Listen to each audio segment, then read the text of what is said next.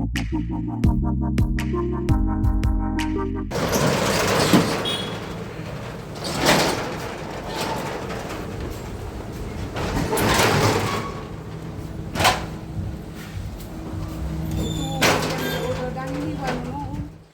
Jaintia National Council Western Zone haka khan rio tarik unai tung kala khang kherdam ya ka office Airtel hala thlabo ban pin pau ka jing pursha halor ka jing mom pindap ka company ya ka jing kular ban pin bhai ka network haka thain ka GNC kala ong baha ka jing lang ka balong haka arpu pra tarik ujamang ki he ka Airtel kila kular ban bo yu network tower hasaba muswang hapo alai ni saubnai hinre hadian palat sanbanai am shimladon satya kanu kanu ka jing pindam kaseng kalaong ba kajing bombiang ka network kalakta jori ki ba khamtam ki badon kam hawlan hospital namar kata ka GNC kalakhang ka office Airtel banpin bor ka company bakan shimkhia mardor kaseng kala mahamru bakan shim ki jinge ki ba khamting e ala ka Airtel kam juba bat kam pendep ya ki jikular jongka.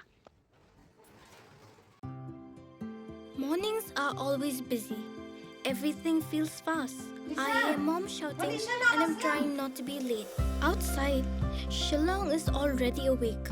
Cars move slowly, horns are loud. It feels like everyone is in a hurry.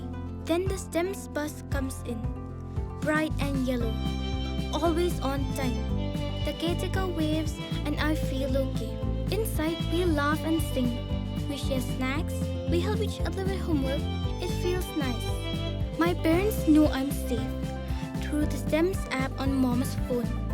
Because this bus isn't just a ride. It takes us to school with friends and a little bit of hope. This is STEMS, our ride, our future.